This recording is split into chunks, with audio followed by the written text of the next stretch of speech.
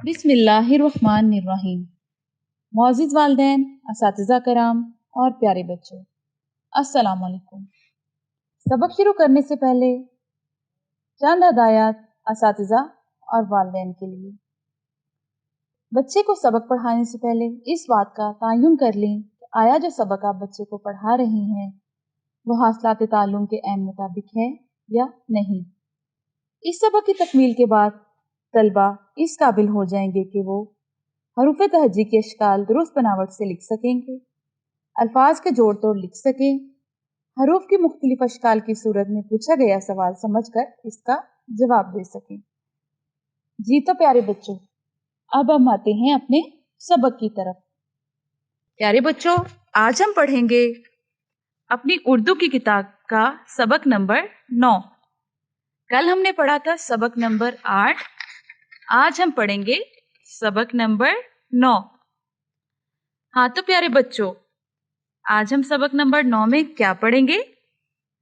जी बिल्कुल, आज हम सबक नंबर 9 में पढ़ेंगे जीम।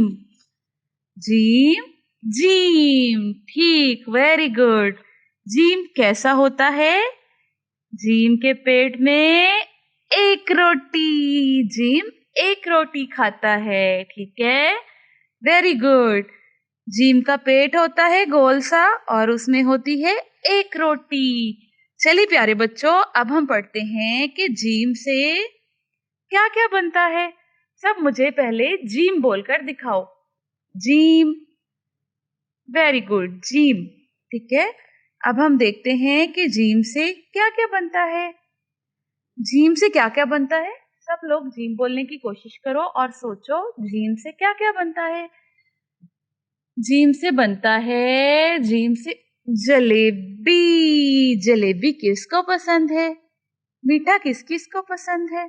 सबको पसंद है, वेरी गुड। जीम से जलेबी बनता है, जलेबी खाने की चीज है ना।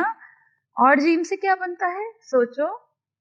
जीम से जहाज भी बनता है, जीम से जहाज भी बनता है।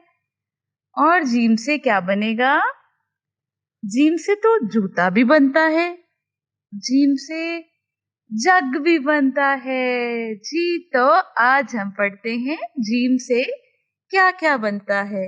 जीम जूता, क्या? जीम जूता।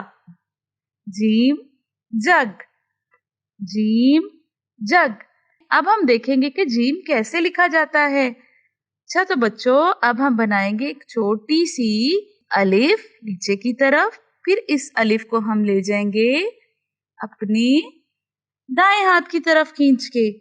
उसके बाद हम इसको नीचे लेके आएंगे और इसका एक मोटा सा पेट बना देंगे और इसके पेट में एक रोटी भी डाल देंगे। मतलब कि जीम के अंदर एक नुक्ता, ठीक है, जीम के अंदर एक नुक्ता। जीम जूता, जीम जहाज, ये बन गया हमारा जीम। हम तो पढ़ने के साथ साथ लिखना भी सीख रहे हैं, ये तो बहुत अच्छी बात है। अब तक आपको लिखने में क्या क्या याद हो गया? आप याद करो, आपको क्या क्या लिखना आता है? अच्छा, आप सबको जीम तक लिखना आ गया, माशाल्लाह, वेरी गुड। अब हम इसी जीम को दो आंखों वाली हे से मिलाएंगे।